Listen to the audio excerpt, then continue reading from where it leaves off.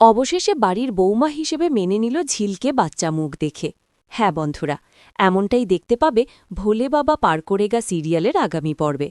পর্বের শুরুতেই সাক্ষ্য দাদুভাইকে স্পষ্ট জানিয়ে দেয়, জীবনের শেষ মুহূর্তে এসে সে বুঝেছে ঝিল ছাড়া তার বেঁচে থাকা অসম্ভব। পরিবারের চাপে পড়ে চৌতিকে বিয়ে করা তার পক্ষে সম্ভব ছিল না। তাই নিজের মনের কথা শুনেই সে ঝিলকে জীবনসঙ্গী হিসেবে বেছে নিয়েছে।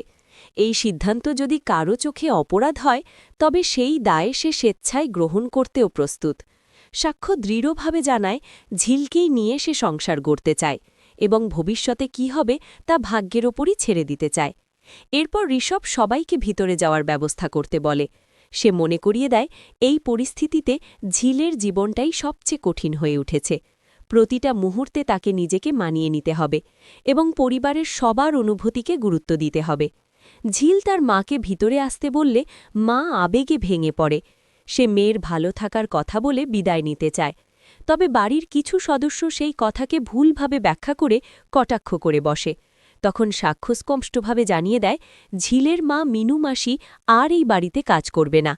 এমনকি তিনি কিছু না খেয়েই যেন বাড়ি ছেড়ে যান, সেটাও বলা হয়। ঝিলের মা যাওয়ার আগে সাক্ষ্যর কাছে একটাই অনুরোধ রাখে, সে যেন কখনো ঝিলকে কষ্ট না দেয় এবং তাকে এই বাড়ির উপযুক্ত করে তোলে। সাক্ষ্য আশ্বাস দেয় সে সারা জীবন ঝিলের পাশে থাকবে। কিন্তু এখানেই থামে না সমস্যা। সাক্ষ্যর মা স্পষ্ট জানিয়ে দেয় সে ঝিলকে কখনো মেনে নেবে না। এমনকি ঝিল যেন তাকে মা বলে না ডাকে এবং তার সামনে সামনে না আসে, এই নির্দেশও দেয়।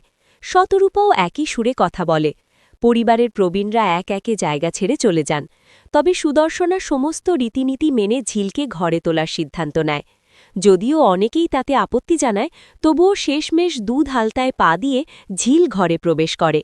তখন সাক্ষ্য ঝিলকে প্রতিশ্রুতি দেয় আজ না হোক একদিন এই বাড়ির সবাই তাকে সম্মান করবে। এই বিশেষ মুহূর্তগুলো ঋষভ ভিডিও করতে থাকে, আর তুতুর ও ভ্রমরের মধ্যে ভবিষ্যৎ সম্পর্ক নিয়ে খুনসুটি শুরু হয়। ঝিল ও সাক্ষ্য ঘরের দিকে যেতে গিয়ে হঠাৎ ঝিল পড়ে যেতে গেলে সাক্ষ্য তাকে ধরে ফেলে। সেই দৃশ্য দেখে সুদর্শনা বলে এইভাবেই যেন সাক্ষ্য সারা জীবন ঝিলকে আগলে রাখে। সাক্ষ্য দৃঢ় কণ্ঠে প্রতিজ্ঞা করে। তবে পর্বের শেষ দিকে আবার নতুন ঝামেলার ইঙ্গিত মেলে। তুতুর ও তার বন্ধুরা ঝিলকে নিয়ে কুরুচিকর মন্তব্য করতে শুরু করে। তারা অপমানজনক ভাষায় প্রশ্ন তোলে, যা ঝিল একদমই মেনে নিতে পারে না। অপমান সহ্য করতে না পেরে ঝিল রেগে যায় এবং কড়া প্রতিবাদ জানায়। পর্বের শেষ মুহূর্তে দর্শকদের মনে প্রশ্ন থেকেই যায়, ঝিল কি এই বাড়িতে নিজের জায়গা তৈরি করতে পারবে, নাকি সামনে অপেক্ষা করছে